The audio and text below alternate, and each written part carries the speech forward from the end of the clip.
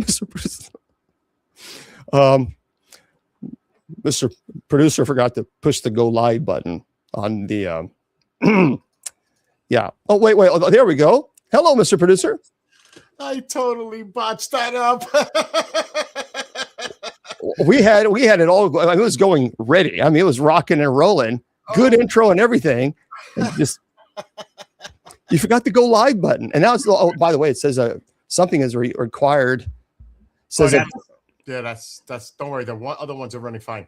But it's the Krampus thing that you threw me off. Oh, is that what it was? So I threw you off because I was talking about Krampus. Is that what it is? I'm blaming it on you. You're the one who threw me off because you're dressed up as Krampus. Anyway, Merry Christmas to you. I'll see you next Friday, but Merry Christmas and Merry Christmas to everybody that's watching and listening. Well, Merry Christmas to you, Mr. Producer. Appreciate it. See ya. All right. Oh, I tell you. See, I can use the excuse. I'm naturally blonde. So I'm allowed to say that. Now, I don't really know what's going on with Mr. Producer. Perhaps maybe too much apple juice. That's what happens sometimes. You know, you drink too much apple juice and there's like you get that sugar rush. You know what I mean? That's what happens. A sugar rush, too much apple juice. I think that's what's going on. All right, everybody. I'm Bishop Long. I appreciate you being here. By the way, before we go on to further in the presentation, Mr. Producer, roll that footage. Fans of Bishop James Long, the renowned exorcist and paranormal expert on KGRA digital broadcasting. Now you can carry his wisdom with you.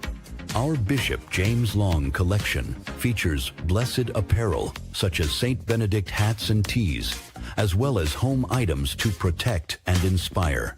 Elevate your spiritual journey. Go to kgradb.com/shop and discover the Bishop James Long merch today. Purchase them because 100% of the profits that's going to go to me, I'm donating to the MKS Kids Foundation. 100%. And also, I would like you to go to my site, and that is Bishop James Long, Long. You follow it up with a .com. And before the trolls say, I knew you were doing this for money. See, if you've asked them to spell money, they won't be able to do it. But nonetheless, I do ask you to go to my site, Bishop James Long, and follow that with a .com. And scroll down to the middle, and you're going to see 2 brand new books. If you're a paranormal investigator, because tonight is Paranormal Friday Nights. This is a paranormal investigator's training manual, 260 pages. There it is. 100%. 100%. So, trolls, 100%. I'll go slower so you'll understand. That means everything. See, when I say 100%, that means the whole thing. You know, it just all of it. Okay. I have to explain it to the trolls. I mean, we got to be nice. So 100% of the profits that would go to me as a community, we are donating it all to the MKS Kids Foundation. 100%. Are you going to heaven when your life is over? You bet I am. And also, there is a book here that I just finished. It is the 7 Archangels Explained, right here. 7 Archangels Explained. It's a pretty thick book, and it is my work. So, you know, when an author writes a book, they have a right to say, well, I deserve the income from my work. But again, 100% of the profits from this book we're donating to the MKS Kids Foundation. It is an orphanage that we are partnering with. So again, 250 pages for this book here. And it does have an ISBN. It's going to global distribution soon, as well as the paranormal training manual. So please, again, when you go and you pick those up, I mean, you're helping the MKS Kids, an orphanage.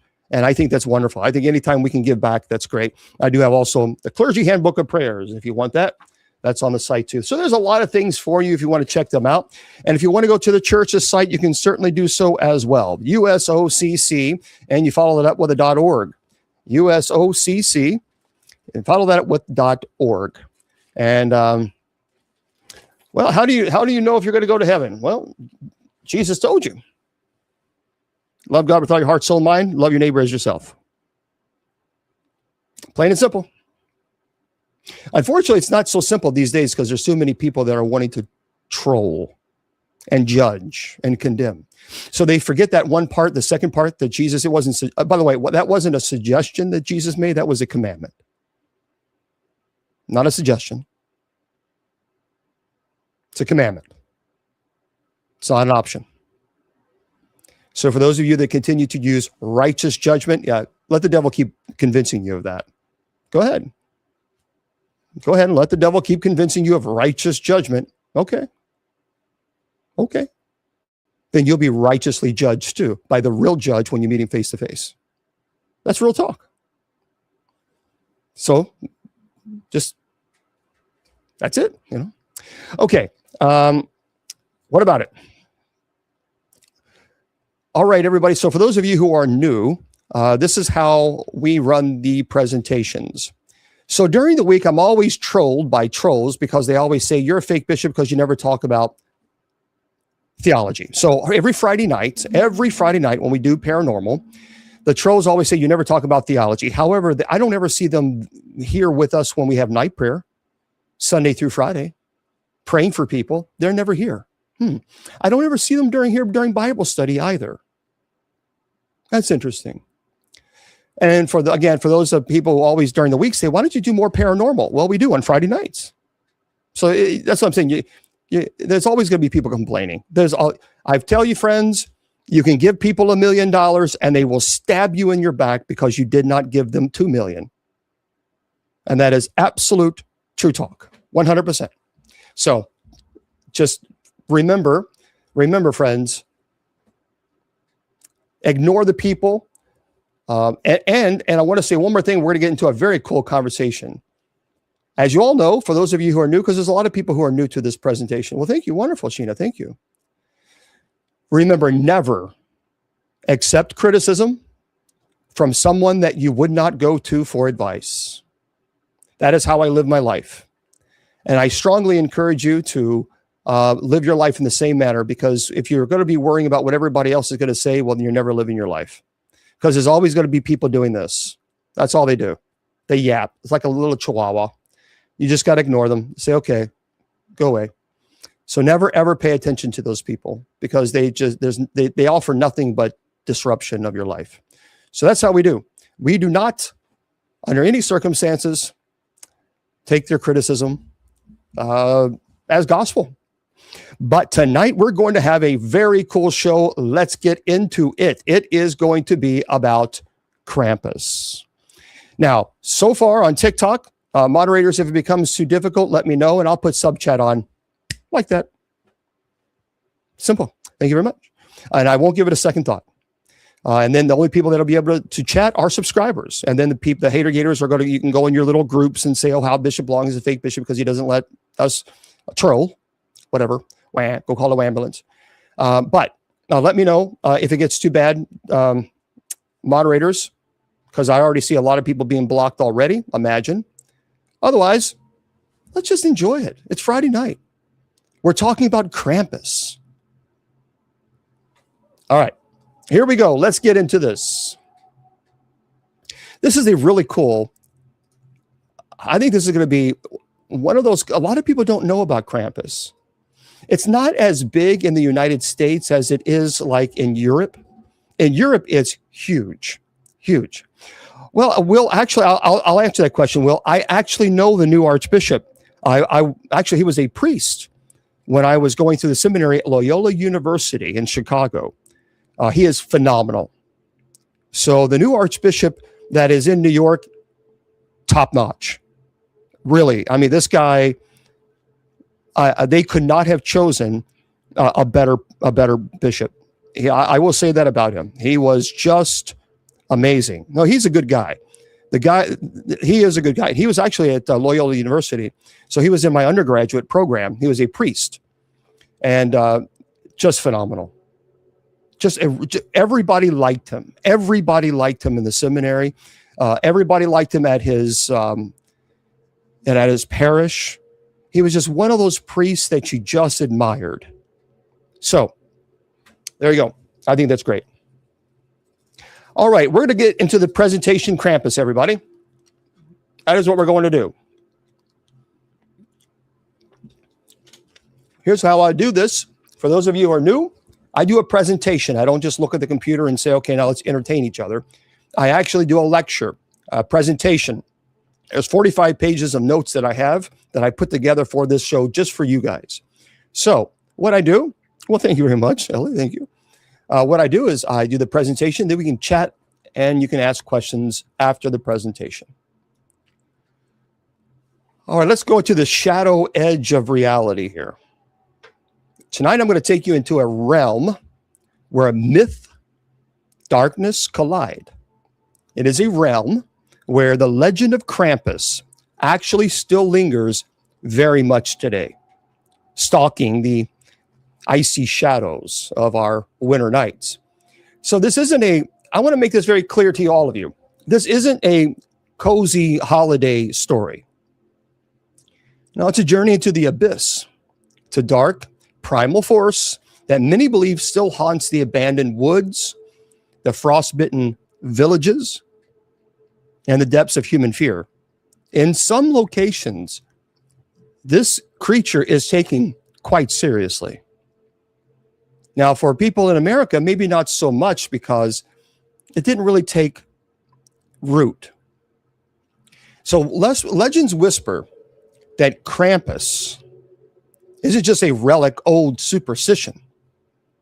Some truly believe that he is real, an ancient, bloodthirsty beast, sinister shadow that waits for the right moment to emerge from the darkness. So he has twisted horns, savage claws, piercing glowing eyes. And these aren't just stories. Many people say they are warnings. Now, for those of you who are too slow to understand, this basically is a legend in many of the European countries. And my goodness gracious, there are people who take this quite seriously. Now, whether I believe it or not is irrelevant.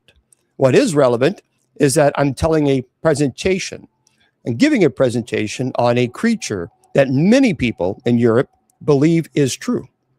There are some people believe that Bigfoot is a great, big, huge, stupid myth.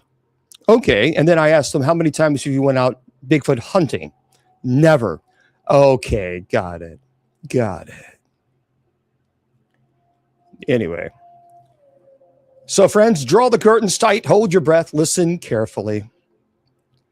Because once the darkness stirs, it may never leave you. So let's begin at the very beginning. Long before Christmas, long before the stories that we know today, we're going to delve into the roots of a creature that allegedly was born from icy horror, ancient chaos, primal fear, aka trolls. Krampus. In the shadowy depths of prehistory, early Europeans celebrated the longest night of the year. That's called the winter solstice. So the dark, endless night was filled with terrifying spirits, malevolent entities, feral beasts that really embodied chaos itself. You got to remember, a lot of people truly believe this. And I'm going to try to put you in the scene to where I can understand why they would. So imagine ancestors cowering, terrifying around flickering fires, whispering prayers to ward off bloodthirsty forest demons. They're horned, clawed monsters with eyes like burning coals. Their presence felt like the icy gust of the howling wind. See, over centuries, this primal terror was deeply embedded into folklore. So the earliest depictions of show a horned, shaggy, beast-like figure, an amalgamation, if you will, of like a goat, a wolf, a demon, and it's cloaked in darkness and chaos.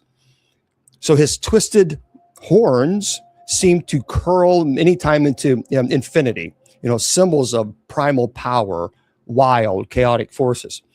He has a long, barbed tongue, jagged teeth, evoke a visceral sense of hunger, ferocity. So let me break into and explain how this transformed with Christianity.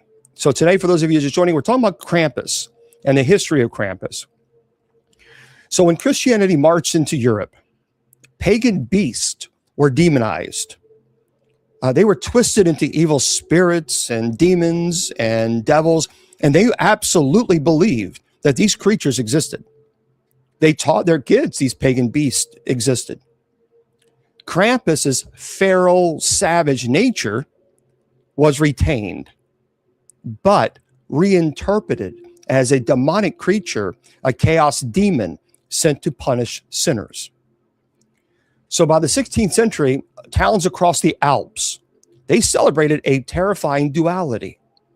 So St. Nicholas, the benevolent, gift-giving saint, kind and generous, who, by the way, Santa Claus is known for. There really was a Santa Claus. His name was St. Nicholas. And then you have Krampus, the savage, clawed enforcer of moral discipline, violent, unforgiving. So when you see the 16th century, you see this embracing Krampus into, especially in the Alps, into their culture of, okay, Santa Claus gives presents to the good boys and girls, and Krampus punishes the bad ones. So the figure of Krampus emerged from a blend of pagan beliefs and ancient rituals, Christian influences, creating a complex, multifaceted character that was deeply rooted in the region at that time. And one of the earliest known references to a horned demonic figure resembling Krampus dates all the way back to pre-Christian German folklore, where tales of malevolent spirits and wild, untamed creatures, they roamed the wintry mountains. So these beings were often associated with the winter solstice and, of course, the darkest, coldest nights of the year. Now, yeah, and it was terrifying. Absolutely. I mean, embodying the harsh, unforgiving aspects of nature during the time. So with the spread of Christianity throughout Europe, particularly during the Middle Ages, pagan traditions and Christian beliefs, well, they began to intertwine. That resulted in the assimilation of pre-existing folklore into the Christian framework. So all these pagan gods, these pagan monsters that were deeply embedded within the culture was assimilated into the Christianity, into the Christian framework. And as a result, the figure of Krampus became intertwined with the Christian feast of St. Nicholas, which is celebrated on December, which at that time celebrated, St. Nicholas is on December the 6th. So in this context, Krampus is often depicted as the dark counterpart to St. Nicholas. You know, St. Nicholas, he rewards well-behaved children with gifts and treats. And while St. Nicholas symbolizes benevolence and kindness, Krampus embodies the concept of punishment for those who have misbehaved or strayed from the moral path. Kids were truly, legitimately terrified of Krampus. This was not an imaginary tale to them. This was 100% true. So the duality reflects the old age struggle between good and evil, light, darkness, that really breaks through many cultural and religious traditions. So the name Krampus itself is derived from the old German word, Krampen, which means claw. Claws. That underscores the creature's menacing and otherworldly nature. So Santa Claus. Yeah, pretty cool, isn't it? I see, I love history. I'm a history nerd. So early depictions of Krampus often portrayed him as a horned, beast-like figure who had long, pointed tongue, chains, evoking like a primal, untamed power. Thank you. So over time, the legends of Krampus became really intertwined with various, regional customs and festivities, particularly in the observance of Krampusnacht, or what's called Krampus night on the evening of December the 5th. Why December the 5th? Because what happens December the 6th? You celebrate St. Nicholas. December the 5th, you have Krampus. So Krampus began deeply ingrained in the culture at this time. So during Krampusnacht, again, which is as Krampus night, December the 5th, men, they would wear grotesque, nightmarish masks. They carved from dark, weathered wood with twisted, snarling faces, long horns, burning, glowing eyes, and that would terrify kids. And these masks are terrifying enough to haunt your nightmares.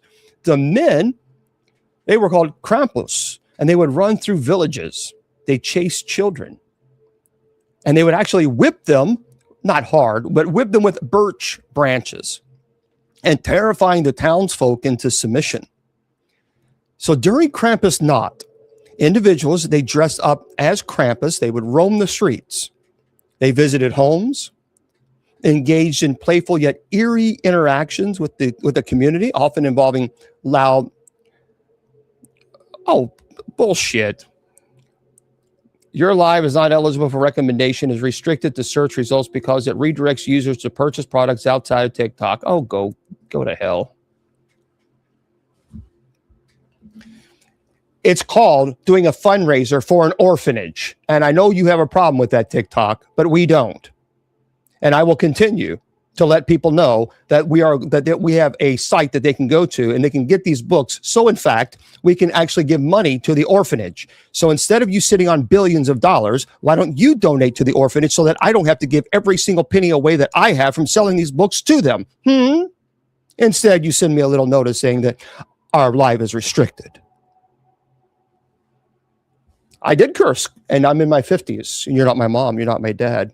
And I can also speak other French words. Would you like to hear them? C'est la vie. TikTok, typical.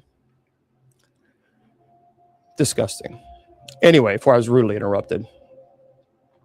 So during Krampusnacht, individuals, they dressed up as Krampus. They would roam the streets, and often involving, they had chains and bells and frightening, well, thank you very much, thank you, frightening costumes. And these traditions, thank you, rooted in ancient pagan rituals and Christian folklore, they've endured for centuries, serving as really a testament to the enduring influence of Krampus.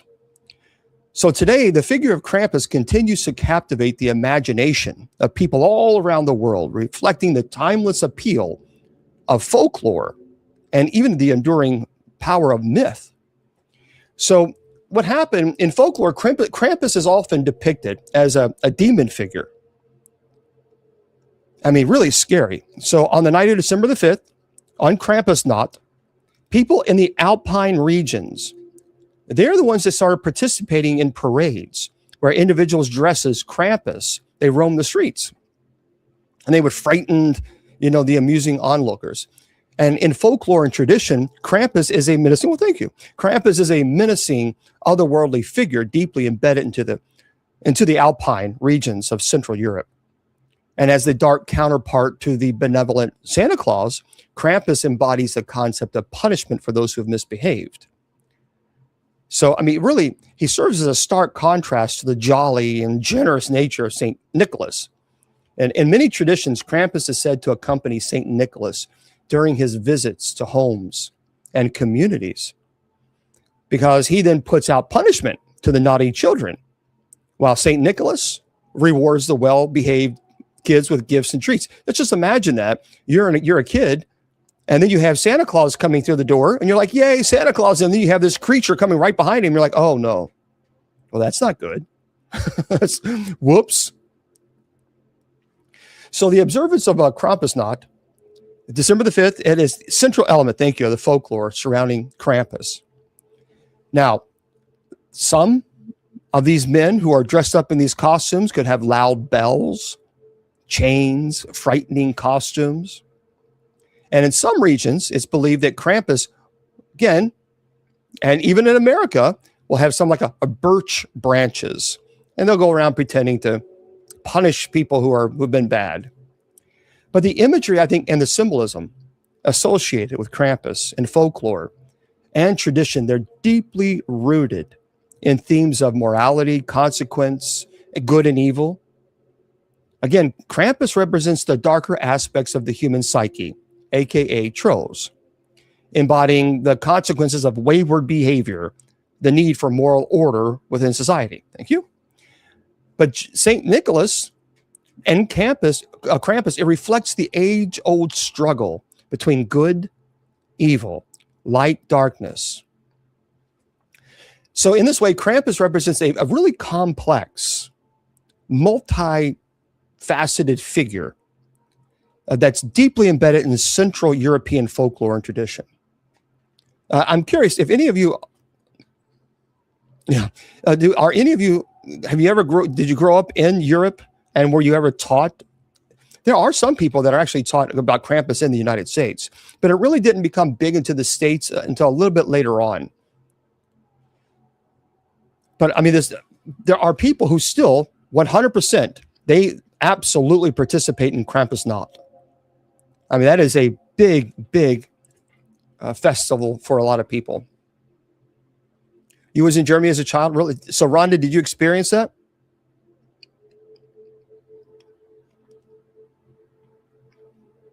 There's some people saying, yeah.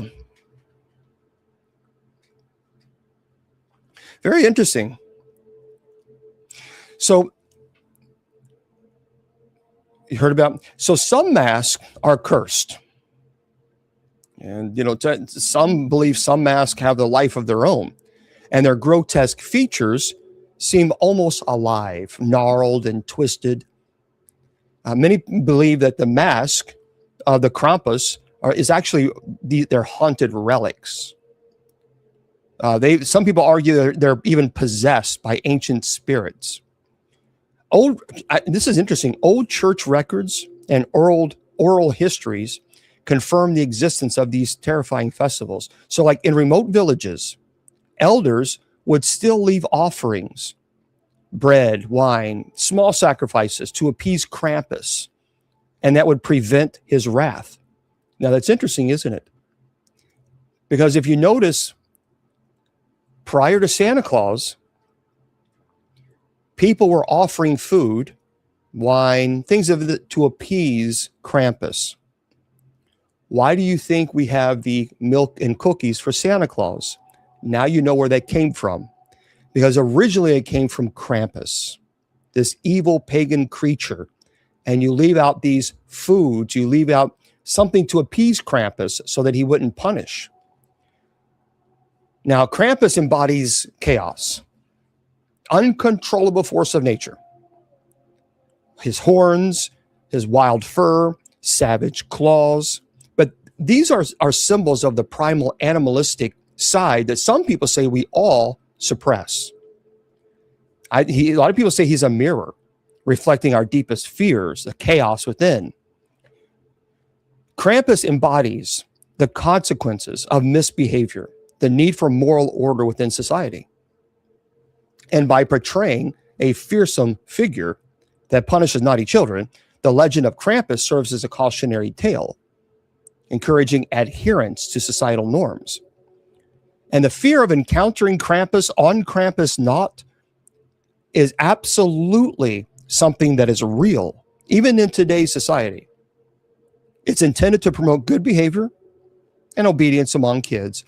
And they teach in these European small little sections, they teach that Krampusnacht, you got to be careful.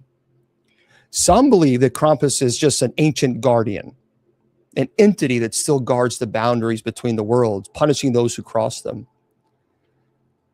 But let's go into this. I want to try to put you into this situation. I can understand, in the 15th, 16th century, I can understand people being afraid. People who have a cabin, they live out in the woods. And many times they live kind of far away. They're not close to one another. And it's not as if they have street lights. So when they close the door, they hear all kinds of noises in the woods. But imagine, if you will, a small family living in a remote cabin, nestled deep within the snow-laden woods. So that's where you live. The air is crisp, snowflakes dance around, silence is deafening, except for the occasional rustle of branches and the distant howl of the wind. So as winter settles in, the stories told around the flickering fire become darker and more sinister. So the children huddle close, eyes wide open, as their parents recount the tale of Krampus, this horned demon who roams the night, searching for the wicked, eager to punish those who have strayed from the path of righteousness. So picture a family, snugly tucked away in their cabin, the warmth of the fire crackling as they decorate the Christmas tree, oblivious to the darkness encroaching outside. So the legend of Krampus, it's not just a story. It is a warning whispered through generations. Lock your doors, close your windows. And the parents say, even darting nervously to the shadows beyond the glass, and don't do it. The wind howls outside. Children feel an unsettling chill, not from the cold, but from the scary stories. So one fateful night, the family hears it. A low growl, a sound like thunder rumbling in the distance. It echoes through the silent woods, and the father moves to the window, pulling aside the heavy curtain, and outside, the moonlight casts an eerie glow on the snow, which illuminated the twisting branches of a tree. But there, lurking just beyond the tree line, is a figure unlike any other. It's a hulking shape with fur as dark as the void, eyes glowing with a malevolent hunger. By the way, this story was told to a pastor of a family who actually lived out in these woods. And this is basically a true story from what they believe. So the children grasped, and their hearts were pounding in their chests as the father instinctively locked the door. The sound of the bolt sliding home. Stay quiet, he tells the kids. Well, their eyes are open with terror. They're terrified, but the children can't help but glance out the window. And they believe that they saw something that put them in a frenzy of fear. They saw Krampus standing there. They said he had long, twisted horns silhouetted against the moon, his breath misting in the cold air. And the family huddles together.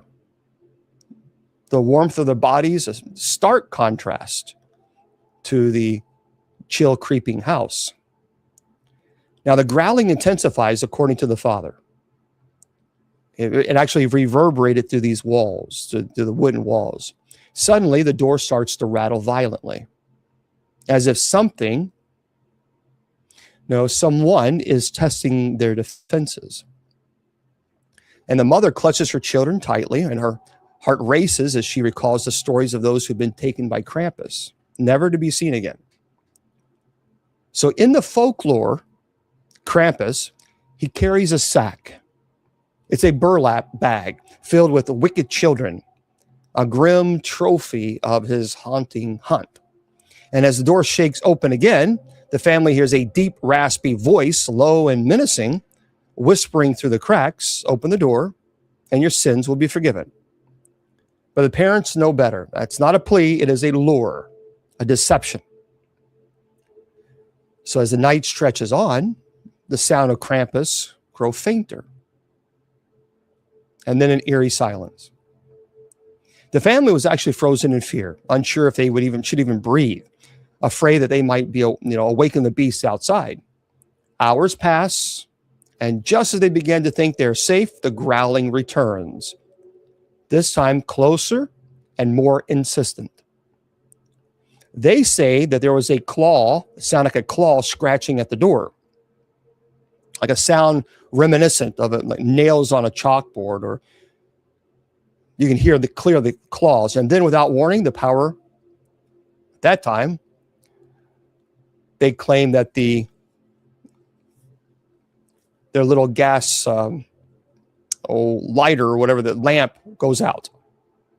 That a gust of wind came through and completely blew out their gas light.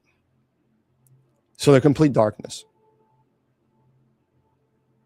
So panic then ensues, and they scramble for more candles.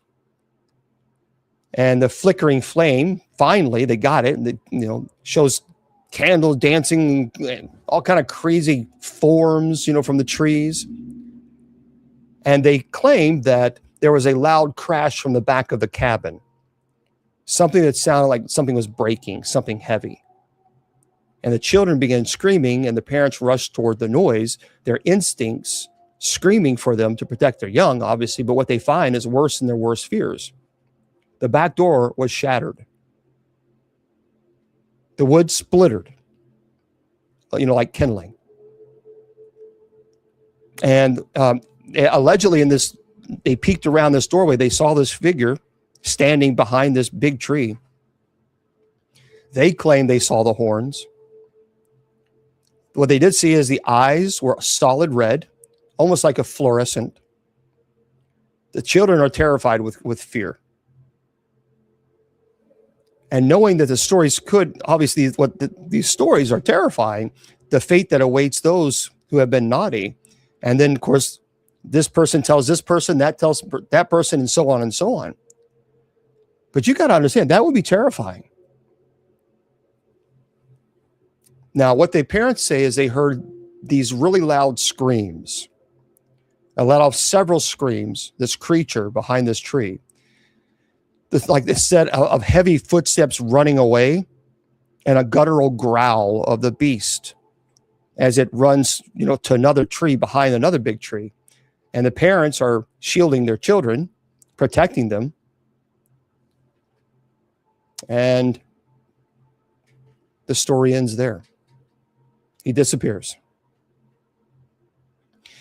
So you can understand, if you're living in the woods and your back door of your wooden cabin completely gets obliterated, and you see whatever this creature was, what it is, I don't know. Could have been a bear? I guess maybe. Could have been Bigfoot. Well, perhaps, I don't know. It was something. It destroyed it. It was so terrifying. They went to their pastor, and that was a big issue in that little town. So the legend of Krampus is not confined to one family or one village. It stretches across borders and generations. In some cultures, he is depicted as a companion to St. Nicholas, dark reminder of the duality of human nature, light and darkness. So as you gather around Christmas trees this year, let's not forget the shadows that dance just out of sight. I want to talk about another encounter that I read that was in some old magazine that I found. It was a while ago when I was doing investigations on Bigfoot and cryptozoology, and I came up on Krampus, and I thought, well, this isn't interesting. So this is an actual report in this small town, this small village. This is terrifying. It was a remote alpine village. A young boy, his name was Johann, and he was known for his restless mischief. So during a snowstorm, he slipped out into the ominous forest, which, ignoring his parents' warning, parents always tell children, never go into the forest, Krampus is there. Well, the snow was thick. The air was very cold. The wind, like the father described, the wind was like it was screaming like a banshee. And then allegedly Johann, his eyes caught a shadow, tall, hulking creature that was cloaked in shaggy darkness with horns. And the beast, he said, had long claws, and it scraped the frozen earth. And the eyes were like a fluorescent piercing through the darkness, he said. Chains rattled behind it. So Johann froze, trembled with complete terror. And the creature's long, barbed tongue flicked out, tasting the cold air. Johann said it was like a snake, how it slithers, and a guttural snarl. and it lunged forward. So claws slashed through the air and tearing at his clothes, and chains, they clanged like really loud. And Johann tried to run, but the beast was faster. Its massive form disappearing in the shadows, leaving behind an echoing growl. The next morning, villagers actually found Johann trembling, clutching his chest. His eyes was with terror. He refused to speak of what he saw. And so he told, finally, years later, much years later, he finally confided in what he experienced. But he was terrified. The next, there was another village, story of a village, a young boy named Lucas. He was kind of notorious for his naughtiness, stealing, teasing, disobedience. Well, Christmas Eve came, and he dared to steal a candy from his neighbor's pantry. Now, for us, it's like, oh, but still, it's stealing. It's bad. So that night, allegedly, he was awakened by the distant, chilling rattle of chains, like the sound of 1,000 icy shackles dragging across stone, and the air grew thick. So suddenly, Krampus allegedly appeared at his window, tall, terrifying, horns, blackened branches, his eyes glowing with a sinister red glow, and Krampus' voice was a guttural, like a gutted growl. And with a swift, brutal motion, he allegedly whipped Lucas with a bundle of jagged birch branches, and Lucas's scream echoed through the cold night. Now, later it was found out that that was the father who did this. So he dressed up in this scary, terrible beast creature, and he didn't spank him hard. He was more terrified that this creature was coming after him. So in this case, thank you, Starlight. In this case, it was later discovered that the father said, yes, I did this. But he never stole candy again from anyone else. This is an interesting one. When I scratch my head and I wonder how true this is. So in Salzburg, this is all in Europe, there is a legend that persists about a cursed demonic mask that was worn during Krampusnacht. So these masks, they're carved from dark, gnarled wood. They're terrifying. They have twisted faces with jagged, toothy mouths and horns that curl. But in this town, it says that they believe once the mask is worn, by the way, this is where the mask, remember the movie The Mask? Where do you think they got it basically from, the concept from? Krampus. See, it's fascinating when you start digging back layers and you're like, oh, that's really cool. I didn't know that. So what they believed is once a mask of Krampus is worn, it is said to be the wearer is doomed. The wearer is trapped in a nightmare forever haunted by unseen horrors. Yep, Jim Carrey. Some claim that the masks are inhabited by ancient spirits that feed off fear. One year, another man named Johann proudly put on the mask during the festival. And as he danced and roared and scared the kids, something happened, because his scaring the kids became a lot more uncontrollable. And he began to tremble violently. His eyes were wide with terror. And that's when the whispers began to start, voices calling his name from the shadows. Suddenly, he was pulled into like a swirling vortex of darkness, he said. And he would swirl, and then swirl into the woods and disappear. When he reappeared hours later, he was trembling with strange clawed handprints on his arm. He had thank you very much. I like that. Thank you. People offering gifts, that's very nice of you on TikTok. He had a vacant stare. Some say he was stolen by the spirits within the mask, forever lost in the shadow realm. Others believe the masks themselves are portals. So locals swear this is not a matter of if to many people. They swear that they have seen this horned, monstrous figure lurking in the woods. during cold winter nights. And many claim to experience cold spots, chilling, bone-deep cold, when no wind was blowing, and others hear chains dragging, heavy footsteps, guttural growls that seem to come from nowhere. Some have even a fleeting glimpse of that shadowy horn silhouettes. Now, there are some people, you're not going to convince them that Krampus is just a folklore, a legend, a tale. They will absolutely look at you like you've lost your mind. But remember, I think it's vital for all of us to understand that Krampus isn't just a myth. It is a living, breathing nightmare. It's an ancient shadow lingering in the collective consciousness. For me, I love history. And while we can talk about scary stories and ghost stories, I also want to educate people too. Why do so many people still believe that Krampus actually exists? Well, you got to look at the culture. See, in the isolated snowbound villages of Austria, Bavaria, Krampus is deeply embedded into the tradition. The festival, even today, still draws thousands of villagers, and villagers still leave offerings to appease the beast. Now, some people do it just out of tongue in cheek. There are some people that do it because they're absolutely legitimately feared. There have been countless locals that claim to have seen this creature. They hear chains rattling on cold winter nights. They see horns silhouetted against the moon.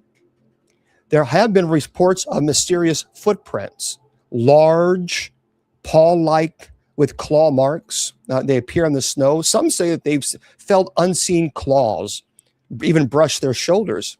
I had a buddy of mine who lived in Austria, and I spoke to him. He was in the seminary, and we contact each other often. And I sent him a message about this, and he said, "Oh, his village, Krampus is not a myth. Krampus is not a myth at all. Krampus is something that absolutely," and he began talking to me about how it used to be a pagan creature, a demon, and they are absolutely convinced that Krampus exists. And I told him, I said, "Well, you're talking about this creature with the horns," and it's like, I mean, really, how can we believe something like this? And he said, "Well, we don't have all the answers." But he lives, they live out in the woods in this town that they live in. And they're hearing things that they can't explain. And they will not go out at night. Now, there are some that old timers, under no circumstance will they go out at night. Others have actually captured strange flickering images, even on horned figures on their cameras.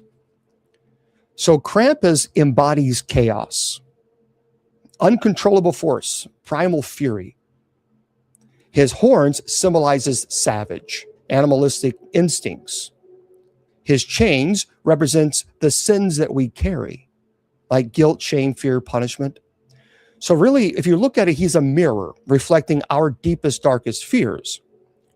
Some, however, believe that Krampus is an actual ancient guardian, and an entity that that remains in the mountains, lives in the mountains, comes from the mountains, breathes in the mountains. And it maintains cosmic balance, by punishing the wicked. Others see him as a destructive demonic force, period. But psychologically, I think, in my opinion, when you look at this creature, I can absolutely see that Krampus is it's a projection of our shadow self. The parts of us that sometimes we deny and suppress fear. Now, I want to go deeper into his horns. Describe it as spiraling into the abyss, gnarled, twisted, seeming to curl. And they symbolize an untamed wildness of nature, the beast within us all. And by the way, horns are also symbols of power, demonic or divine. And in many cultures, horned creatures are guardians or destroyers. As a matter of fact, okay, there we go. Let me show you something, a horn that Judy Ann purchased. This is a horn that would be considered divine.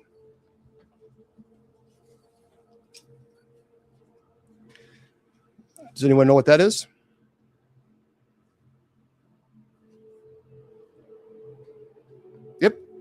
This is a shofar.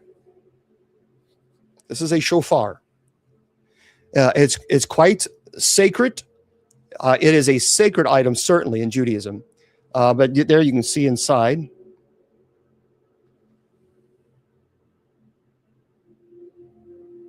And then, of course, that is the part you blow into it. This is a powerful, powerful horn. Now, there are many people who believe that in the second coming, or in the Judaism, when the Messiah comes, that there will be a shofar. Now, Christians believe, I believe, in the second coming, and I do believe that the shofar will be used. But when the shofar is used, the heavenly shofar, the earth will rattle. Everything will rattle. As a matter of fact, I'll do this very quickly.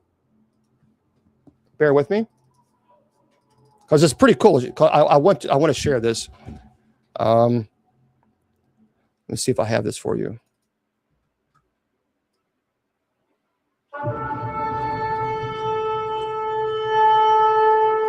That is a shofar.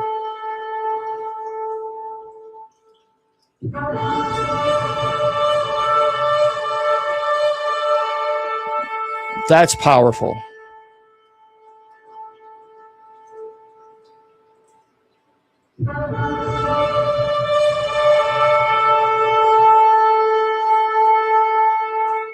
Yeah.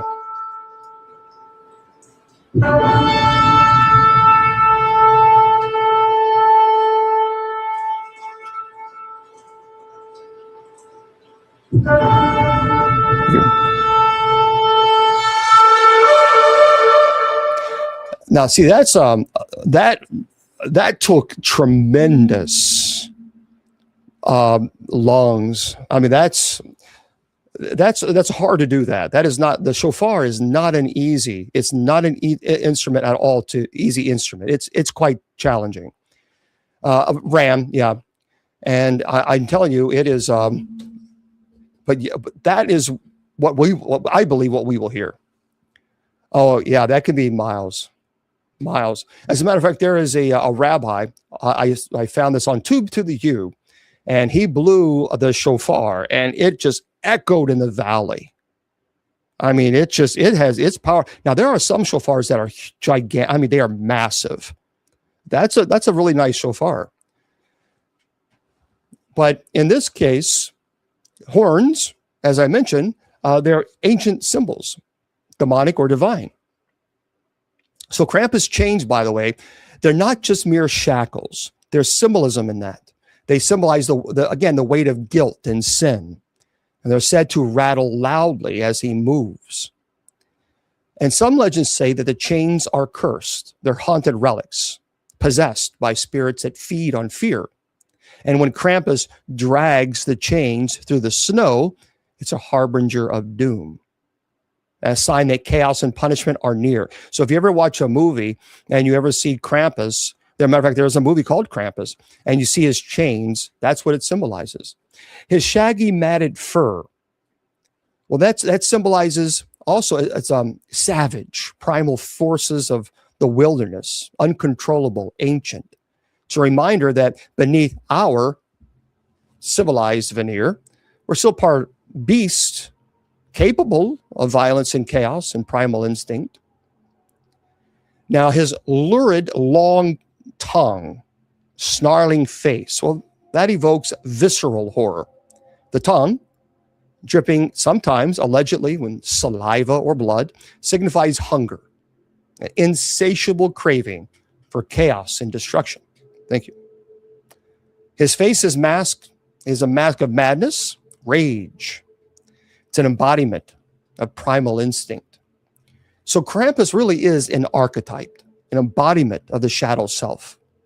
In some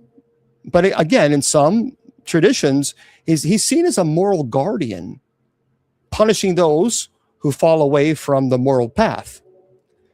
So it just depends. And by the way, Krampus is not just a monster. He's a symbol of chaos, primal instinct, shadow of human nature. His terrifying visage forces us to confront our own darkness. Now, I want to share some not too I guess they were not too long ago, several years ago, I should say. Thank you. There were some alleged encounters with Krampus, and I want to share them with you. A friend of mine, he was a former seminarian. I asked him to send me some stories that he has heard in his area, in their towns. And he said, "Oh yeah, I've got several of them." I said, "Please send them to me." Here's one. This was recent. I think this was several years ago. A hiker in the Austrian Alps. He recounts a night when he woke to a bone-chilling, icy cold day.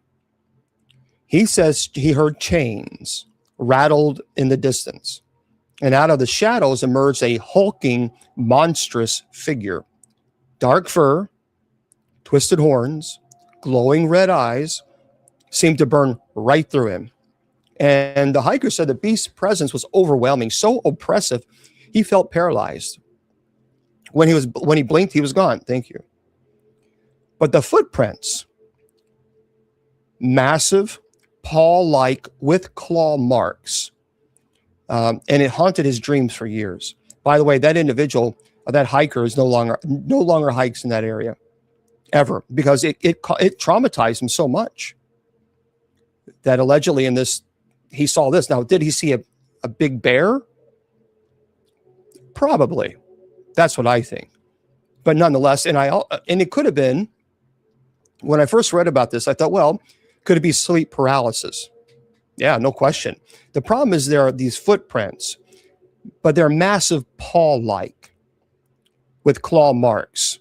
I kind of think that was probably, in my opinion, after I read it, sleep paralysis with, and then a bear that was pretty close. That's what I think. The next one I don't understand. The next one, a seasoned hunter in the Bavarian forest. He claims he saw a towering, horned shadow watching him from the darkness.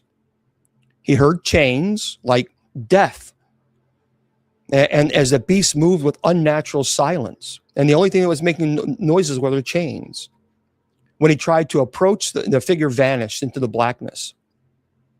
He said this left a horrible scent of decay and a very ice chill in the air. Also, a woman walking home during a violent winter storm swears that she heard whispers calling her name.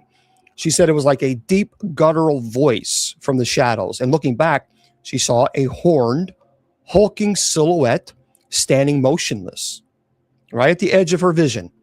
And when she turned to face it, it disappeared. Only the faint rattling of chains and the echo of a snarl remained. Yeah.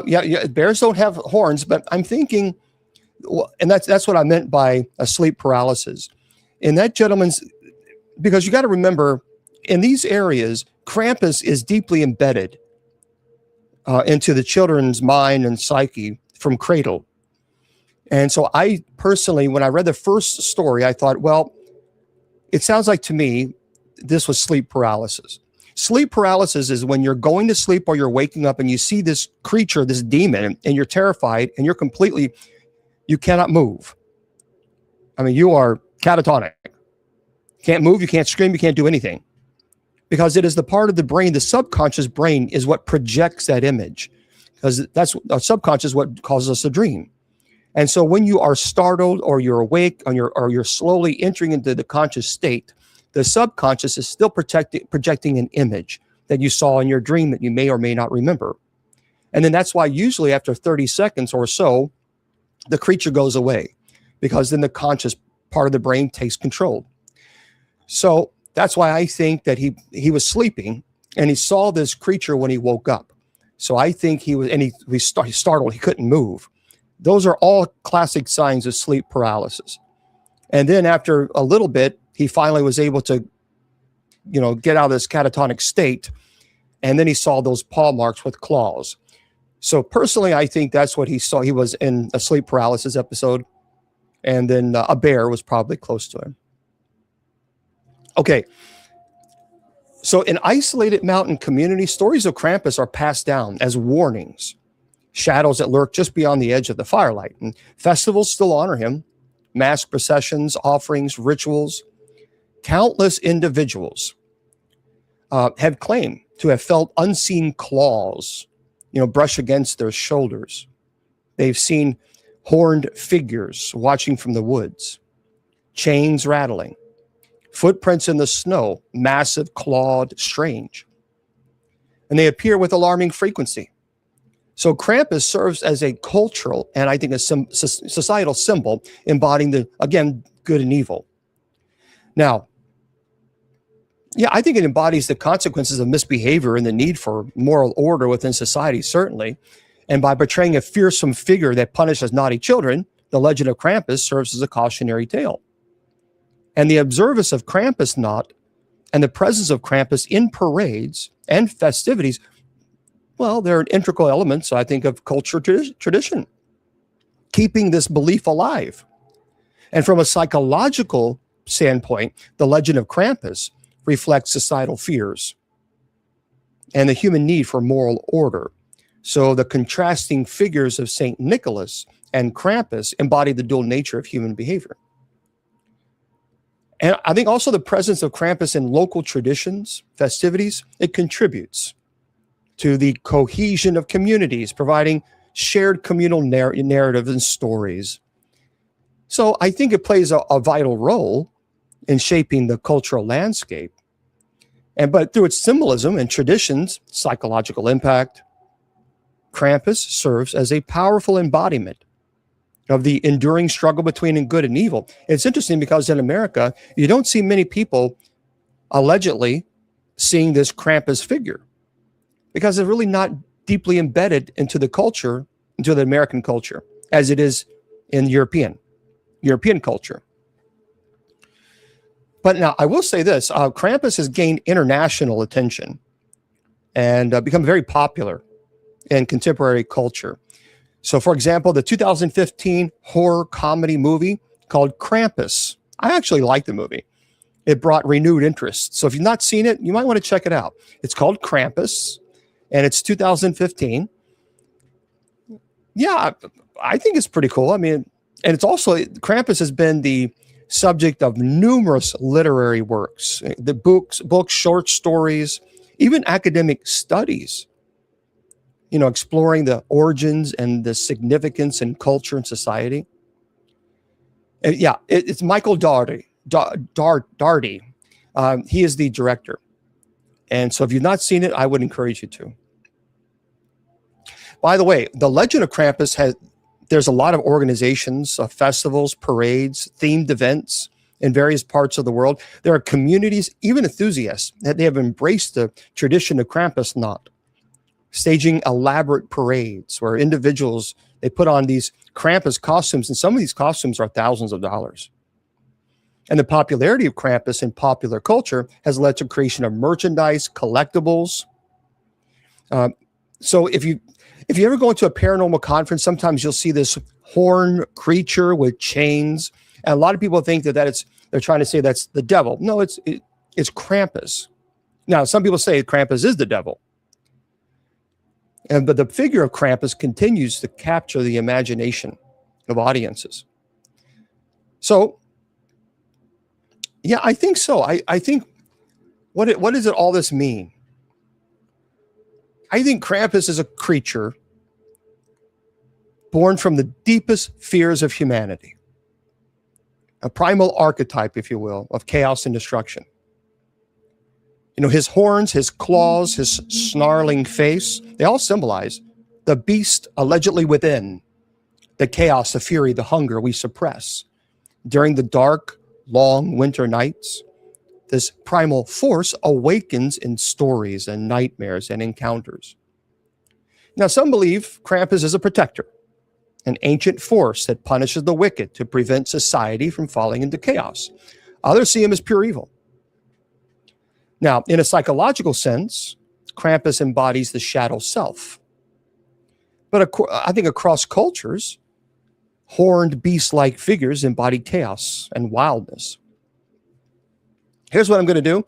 I'm going to restart TikTok because they punished us for letting people know about the books so that we can give money to orphanage. So let me restart TikTok. We're going to restart it right now, okay? And so let me just do this real quick.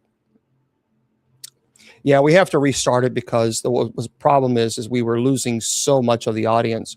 Because what happens is when TikTok punishes you, they don't put your live on an FYP, and so no one gets to see it, which is wrong. It's just whatever. So let me do this real quick. So bear with me while I fix this.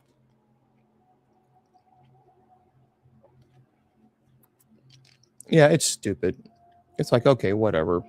But it's their platform. It's their platform. Okay. Yeah, I'm just kind of, but now, by the way, for those of you who don't know, it has been discovered. Oh, I got to do this.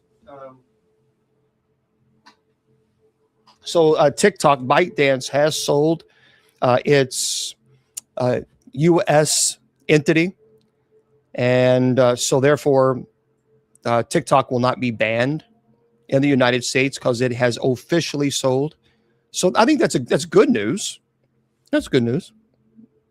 All right, let me just fix this real quick, and then we'll continue on. There we go. All right. Yay, now we're back. Right. Well, I mean, yeah, but I kind of think it's better. At least it's not gone away. So, oh, it does. Yeah, I agree, Mr. Producer. It is. So, okay. Yeah, so that's the deal, guys. So that's the good news as far as TikTok. For those of you who have not heard, they did sell.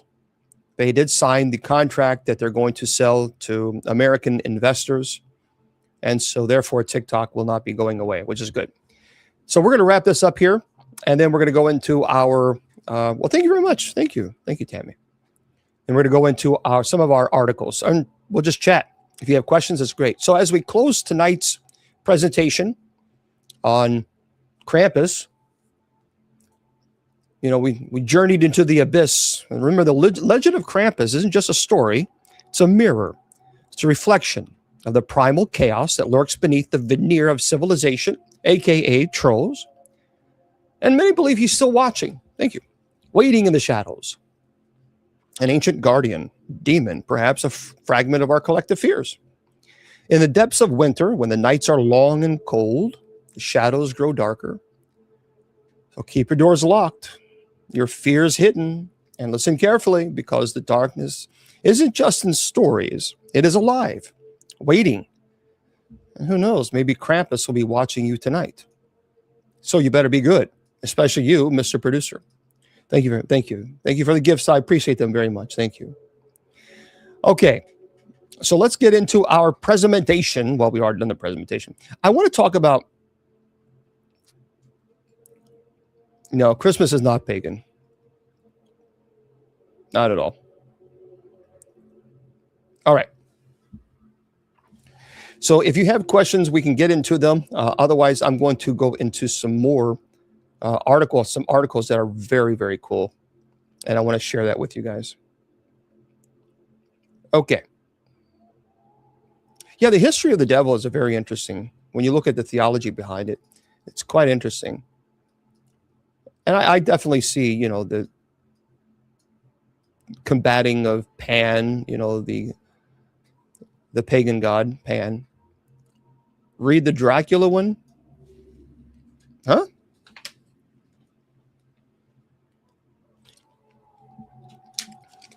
Jax, was that to me?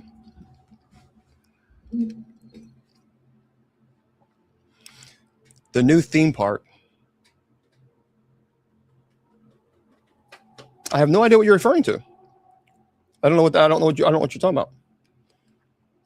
There's a new Dracula theme park?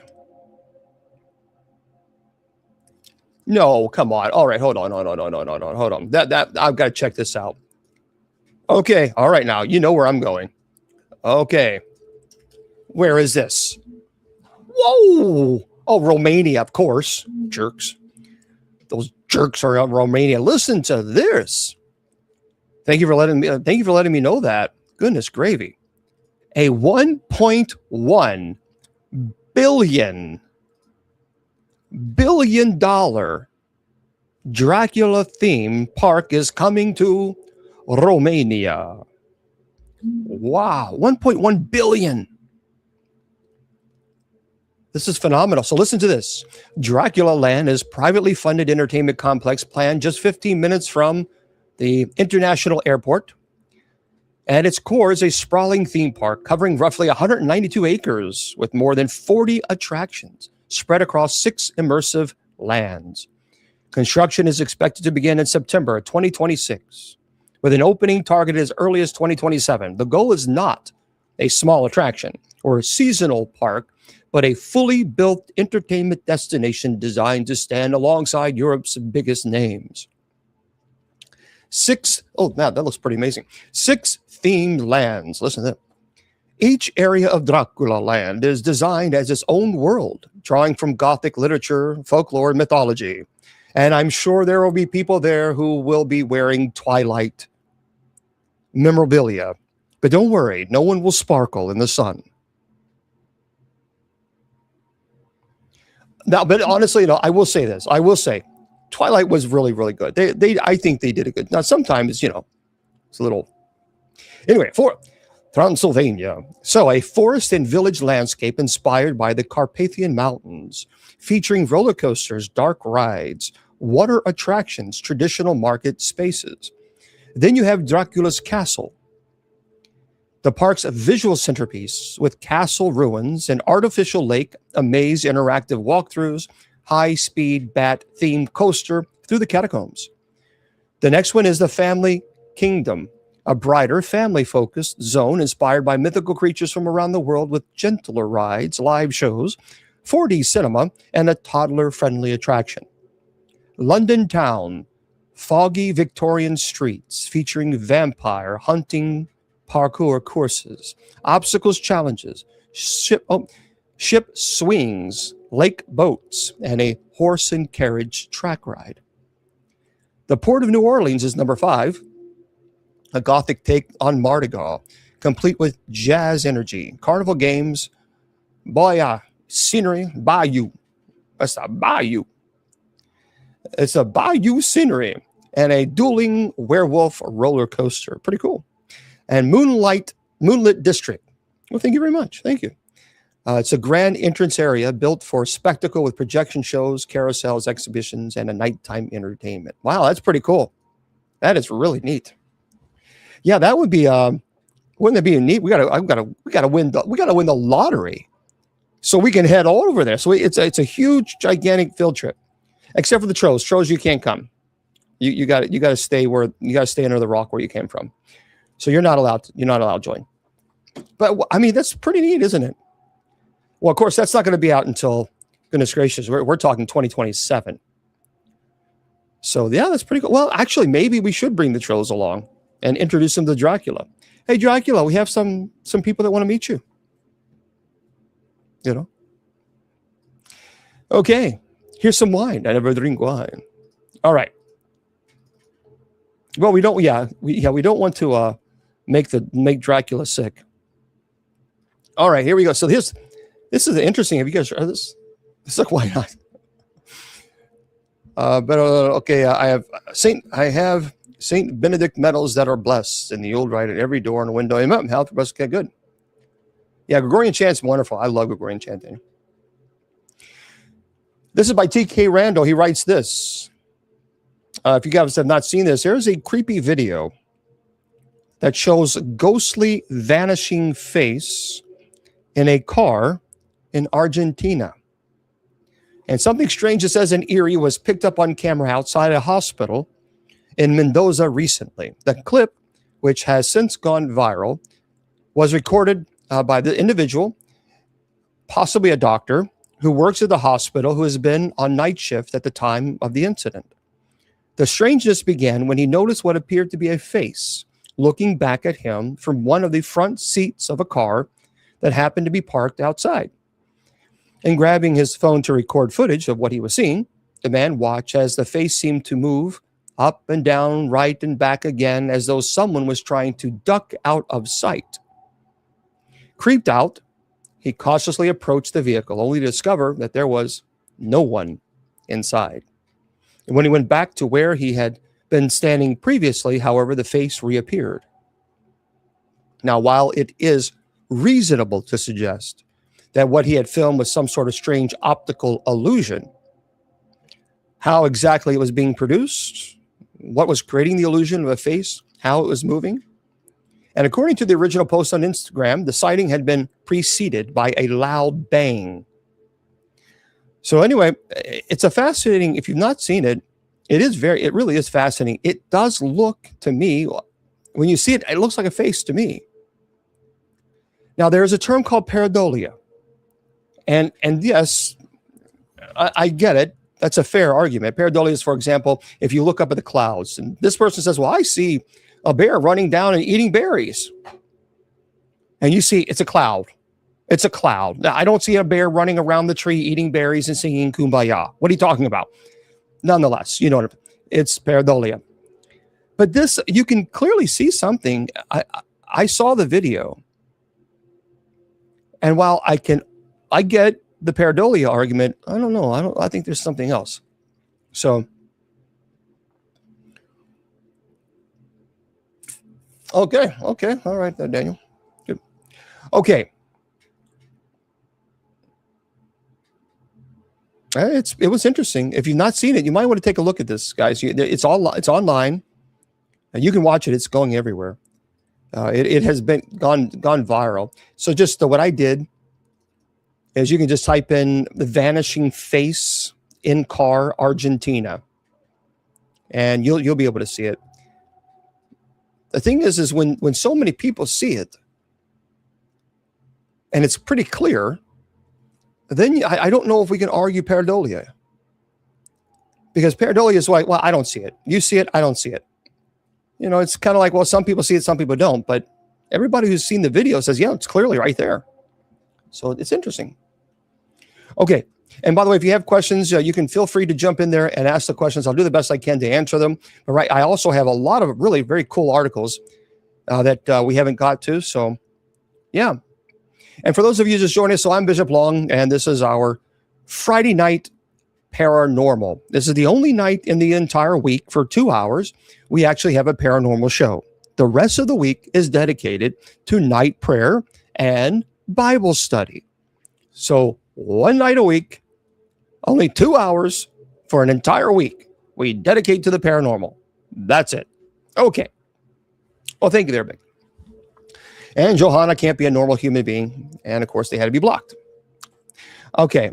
Imaginary friends. Bethany, that's a good, I think there are sometimes, I've had cases where there were children that were seeing these people, these friends, and it kind of startled, the parents, and they felt very uncomfortable with it. And we went into the home, we investigated, we did capture EVPs. EVP stands for electronic voice phenomena. So we have digital recorders. And, well, all right, excellent there, Aesthetic. 200 days, that's great.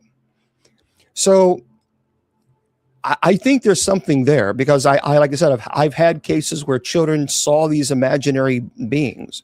The parents didn't see them, but they did. And we captured some evidence that clearly, I think, demonstrated there was something was there. Okay. Oh, excellent. Okay. Well, thank you very much. Thank you, Daniel. I appreciate that, my friend. Thank you. Hope you're having a very blessed day. Hopefully all of you are having a blessed day. By the way, I want to remind everyone that we will be here. I know Christmas is next Thursday. Next Friday is the 26th. I am a workaholic. I believe in work. So I will be here on the 26th. I will be here on Christmas Eve. I want to let everybody know the schedule first. That way we'll get into the other articles. So the Christmas Eve is the 24th. I will be here. Right now, as it's scheduled, I'm going to have Mass at 6 p.m. Eastern Standard on the 24th, only on TikTok. It's too difficult to have it on all the other platforms. So I will have it on the 24th, Christmas Eve Mass. Then we will have Bible study at 8 o'clock. Then we will have night prayer at 10 o'clock, all on Christmas Eve. On Christmas Day, the 25th, we will have our regular scheduled night prayer. Now, Christmas Eve will be here. Christmas Day will be here. The 31st is on a December 31st is on a Wednesday, rather. I'm still going to be here. I will have not mass on Wednesday. I will have Bible study and I will have night prayer. It will be on New Year's Eve. So I don't take off. I just like working. It's just part of my DNA, I guess. Okay. Any thoughts on aliens, on the thought of them being demons, on them using it as a great deception to create doubt in the faithful? A lot of people ask me about the aliens. Here's the deal. What I tell people about this. Demons don't need spaceships. So I think that's very important to remember. There are a lot of UAPs, unidentified aerial phenomenal items, beings, things, objects. There is something, I believe, we have captured that clearly indicates to me that there is something there, intelligent life. So demons don't need aircraft. They don't need UAPs. They have no desire for it. They have no need for it. So because of that and that alone, I think there's something with alien life.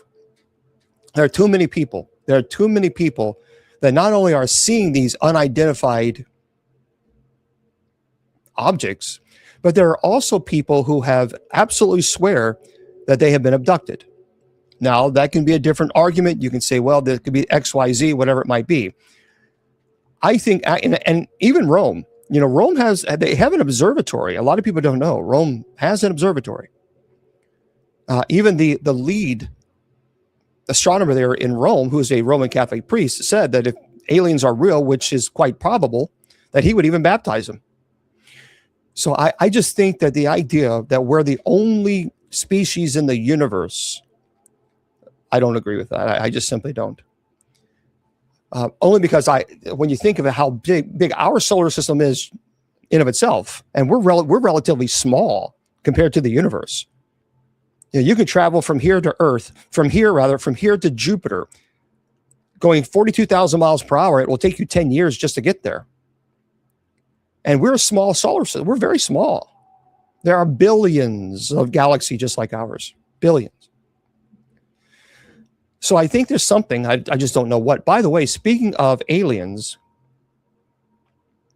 yeah, but see, a lot of people say, nowhere does it say on the Bible that God created aliens. Nowhere in the Bible does it also say that we have computers, we have antibiotics, we have rockets, we have telephones, we have the ability to communicate with each other right now. Nowhere in the Bible does it say we have that either. That's not the point of Scripture at all. The point of Scripture is descriptive and prescriptive. You got to understand the difference between the two. So descriptive is passages in the Bible that describe what was happening to a certain people at a certain time for a specific reason. That's descriptive. And to apply those lessons to our lives today in the 21st century doesn't work. For example, we don't go around picking up stones, throwing it at each other because we've sinned. Thankfully, we don't do that anymore. Those are descriptive. Prescriptive, well, it's different. Things that you should do. Speaking of aliens, I want to talk about this 3-Eye Atlas. It's still. I think this is a comet.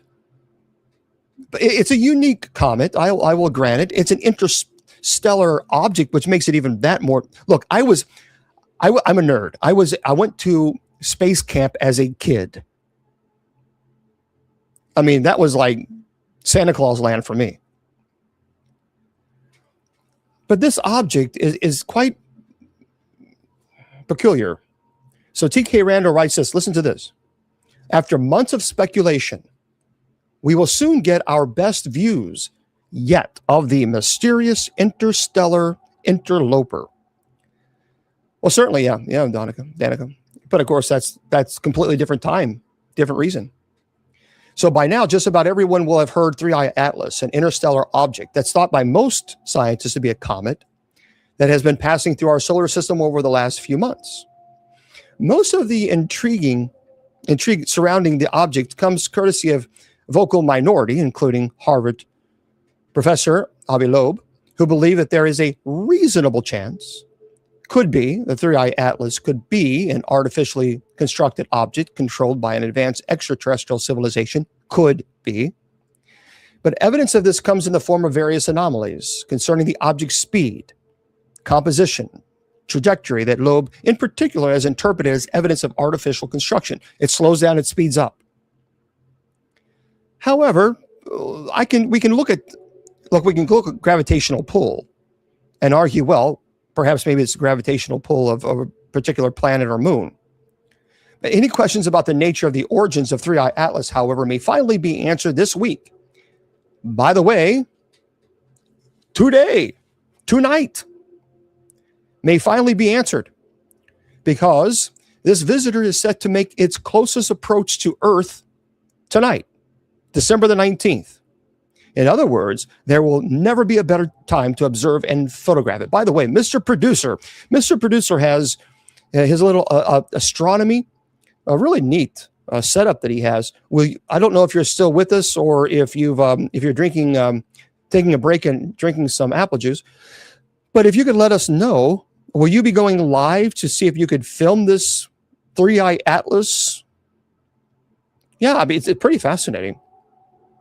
Mr. Producer sometimes does a multitask behind the scenes.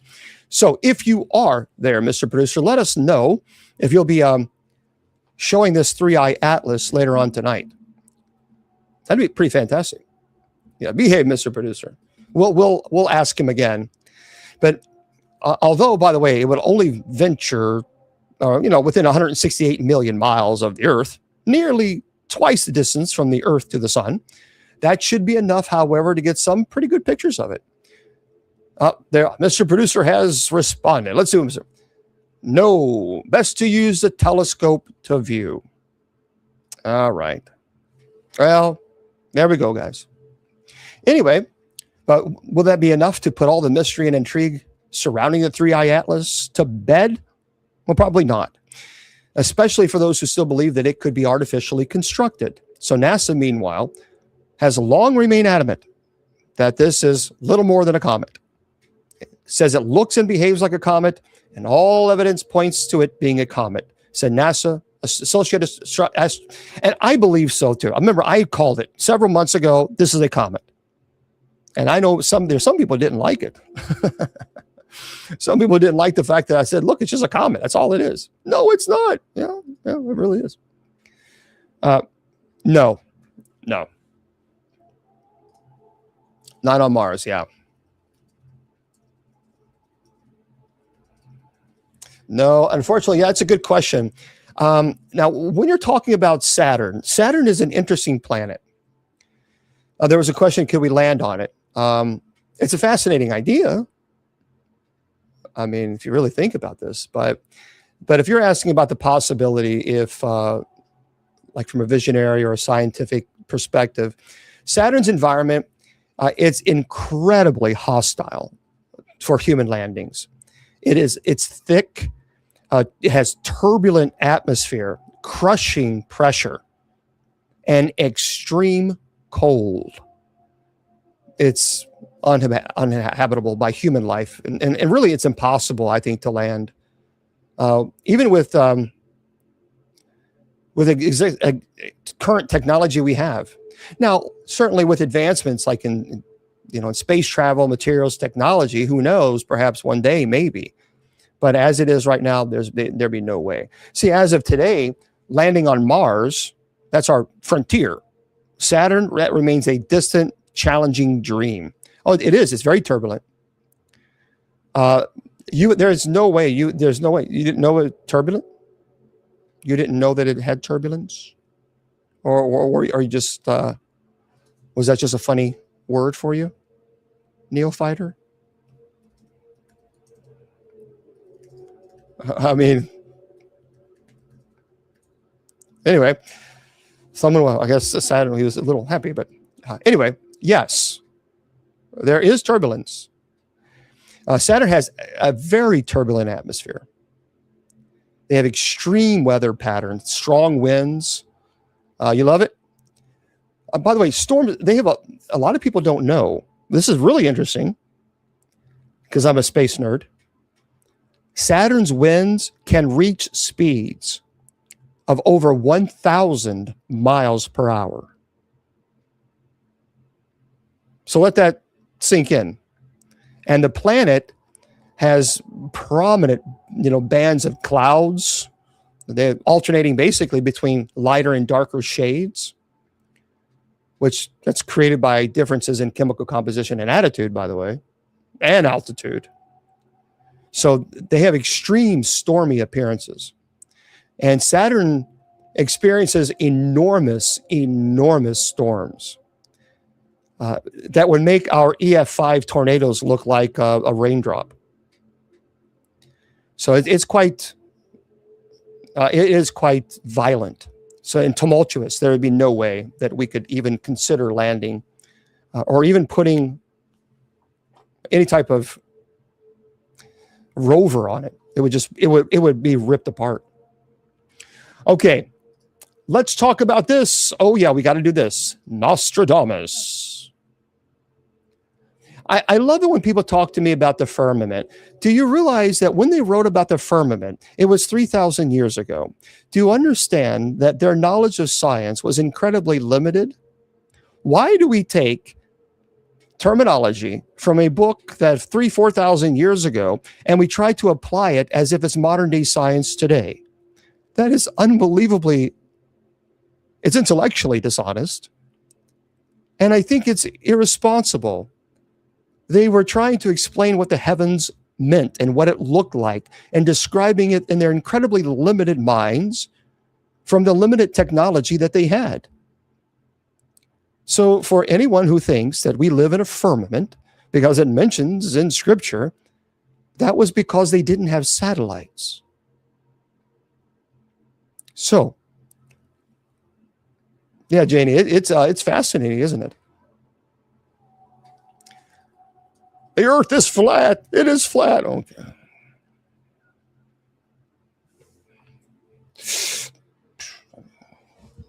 Just someone's drinking, smoking a little bit too much. I mean, I'm just,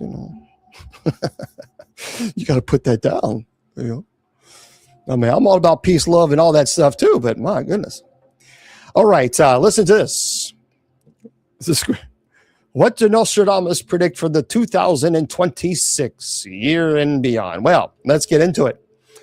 So as the year of the 2025 approaches and ends, thank God, we now take a look at what Nostradamus wrote in the predictions for 2026. He lived in the 16th century France. He was well known for his predictions for the future, and his name has become synonymous with the idea of prophesying future events. Well, whether or not you happen to believe in them or not, well, some say they claim some predictions have come true. But what did he have in mind for 2026? Okay, perhaps the most significant of the seer's prediction believed in a reference to, says, the great swarm of bees will arise. By night, the ambush. Well, what the heck does that mean? Now we got a swarm of bees going around, and now it's got an ambush. Come on. See, that's the problem. You can take this and twist and turn and manipulate this and drones. Perhaps. Did it mean drones? Did it mean literal bees? Exactly what this is in reference to remains a topic of speculation. That's what I thought. When I read it, I thought of drones. Some people maintain that it could be a reference to the war in Ukraine or to a political leader winning some big election. Another passage with a similar interpretation reads, 7 months great war. People dead through evil. The king will not fail. It's a reference to a major political figure such as Zelensky, Putin, Netanyahu, Trump. Well, then there is this prediction. When Mars rules his path among the stars, human blood will sprinkle the sanctuary. 3 fires rise from the eastern sides, while the west loses its light in silence. So a lot of people are saying that this could be, in fact, a reference to some conflict between the US and China. There's also a prediction concerning an area in the south of Switzerland because of the favor that the city will show. The Ticino will overflow with blood. And finally, one more prediction that seems a little bit more positive. Shadows will fall, but the man of light will rise, and the stars will guide those who look within. Well, who the heck is this man of light? Well, we don't know. But there's a lot of things. A lot of these predictions, it's so difficult to say, well, that's what it was talking about. I mean, I can understand perhaps maybe the idea of bees and it being drones by night, the ambush. Well, that's happening now. If you look at the great swarm of bees, are we talking about it? That's the thing. We just don't know. You can easily take these predictions and attribute them to something that maybe has nothing to do with it. Nothing. But there are a lot of people who swear by that these predictions are legitimate. And that's one thing we always do. At the end of the year, we always take people who predicted this and predicted that. So next Friday, we're going to talk about some predictions that will are going to occur in 2026. We'll also talk about several other things as well. Worker drones. Yeah, we just don't know. Indy? Now, here's a very interesting article that I wanted to share with you guys, especially as we go closer to Christmas. Yeah, Janie, there are several. When you're talking about the book of Revelation, a lot of people don't look at the book of Revelation as prophecy. However, I'm of belief that it is. So when you look at Revelation, because you see in Daniel and Ezekiel, you can see that there are prophecies that have not been fulfilled yet. And so when you break them down, you're like, okay, that makes sense. That makes sense. But when you're looking at the Revelation, matter of fact, I spent 6 months for 3 years in a row teaching about Revelation. So people have been asking me to do it again. I don't know. Well, I have a book coming out on the book of Revelation. So we'll see. All right, listen to this real quick. I want to share this with you guys. This is by, I don't see an author here. Why are ghost stories traditionally so popular at Christmas? This is by Juliet Wakefield, actually. Tales of ghosts and ghouls might not seem like the first thing you would associate with the festive season. Christmas, the author says, is usually seen as a time of light and warmth and happiness. However, in Europe, there is a long tradition of people embracing the darker side by telling ghost stories during the festive season. One of the most famous ghost stories of all, A Christmas Carol. It's essentially a ghost story. And it's a great movie. It's a great play. And one important reason comes from Christmas's winter setting. The Northern Hemisphere, at least, the short days, long nights of winter provide us with opportunity to reflect on dark topics, such as the supernatural, the author says. The stark contrast between our warm homes and the coldness outside can create the sense of a liminal space. Well, perhaps. The religious themes of Christmas also encourages many people to lean into the supernatural.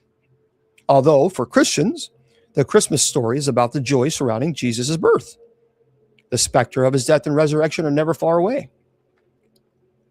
And many Christian Christmas carols mention Jesus' eventual death, such as We Three Kings, which describes the wise men giving the baby gifts of myrrh, an herb that is used to prepare bodies for burial. So ghost stories, which often encompasses themes such as judgment, retribution, have also been intertwined with religious perspectives of morality. It is argued that the rise in the popularity of ghost stories during the Victorian era was in part due to their attempt to inject Christian values to a modern secular society. And with Charles Dickens' A Christmas Carol, a prime example. They are, Patty. Yeah, they're on. You can go to my book, To the Face, and the Tube to the U. Now, the psychological value of the ghost story's communal experience should not be underestimated. The seminal ghost story, writer M.R. James began telling his stories to students and friends at Christmas Eve, parties at University of Cambridge. Gatherings like this create an ideal setting for sharing stories. The thrill and suspense of collectively engaging with spooky tale can not only entertain, it can create a sense of bondness, shared identity. It is interesting, isn't it? Because when you think about Krampus, the presentation that I made today, that very much is a ghost demon scary story. But for me, I've never associated ghost, hauntings, supernatural with Christmas. But that's in my culture. Some of you, perhaps maybe in your culture, your families, maybe you did. But yeah, I watch Christmas Carol every single year. But I've never really focused on the ghost, the supernatural aspect of it, rather than the moral, the story behind it. Of now is the time to change. So if you're cruel and you're mean and things of this nature, it's time to actually be nice and not hateful. Do change now, because otherwise you may not have that opportunity next time. Yeah. And finally, I want to share this one story and then we'll wrap it up. TK Randall writes this: a Florida man in a car crash tells cops that he teleported into the vehicle. So a man who was a little worse for wear informed law enforcement that he was the victim of a teleportation accident. So we've heard some bizarre car accident explanations told to police officers over the years, ranging from a man who claimed that he was trying to avoid being abducted by aliens to another man who maintained that he had been teaching his dog how to drive his car. Anyway, the explanation given by the perpetrator of the latest crash, which was attended by officers in Florida earlier this month, isn't much better. According to reports, the man, 38-year-old, had been driving at 100 miles per hour in a stolen BMW when he lost control and crashed at Old Dixie Highway and Plantation Oaks Boulevard in Ormond Beach. Fortunately, he only suffered minor injuries, but it became clear pretty quickly that he was in rough shape. And while attempting to explain to the cops what had happened, he maintained that he had no idea how he ended up in the car because he had been randomly teleported in the driver's seat. Anyway, he was promptly arrested, charged with grand theft of a motor vehicle and driving on a suspended license. Anyway, you can actually check it out. There's an actual video of this where they released the cam. And it's you just type in on Tube to the U, man crashes, stolen BMW, claims he teleported. You got to see this. It's just like, what? So you go on Tube to the U and type in man crashes, stolen BMW, claims he teleported. I'm telling you guys, I'm surprised it didn't happen in Kentucky. Only in Kentucky. But, it's one of those things. Okay, I want to remind everybody. So tonight, we still have our night prayer coming in. So for those of you who keep telling you don't talk about Jesus. You don't even talk about Jesus. Well, you never show up, because if you showed up, we talk about Jesus 6 days a week. Anyway, so we have night prayer coming up at 10 p.m. Eastern Standard Time. And you can join us on the social media platforms. You guys are watching on my platforms. You guys can watch it here. TikTok, you guys can watch it here. TikTok, stay with me. I'm not going to leave. I'll stay a little longer with you guys. I'm going to say goodnight to all you folks who are listening to this on our fine podcast presentation. So we do have this all on podcasts, and you can go to my website if you want to, but I don't want to say it because if I do, we get punished. TikTok, Big Brother's watching. But nonetheless, so we're going to be here this Sunday at 6 p.m. Eastern Standard Time. We are only on TikTok for Mass. And then 8 p.m. Eastern Standard Time, we have Bible study. That's everywhere. And then 10 p.m. Eastern Standard Time, we have night prayer. And then, so we're going to be here also. Don't forget, every night, this coming week for Christmas. We'll be here. All right. So anyway, thank you very much for being here. For those of you who are watching this on all the other social media platforms, remember I tell you, your value does not decrease based on a troll's inability or refusal to see your worth. You're priceless, and don't let anybody tell you or convince you otherwise. Good night.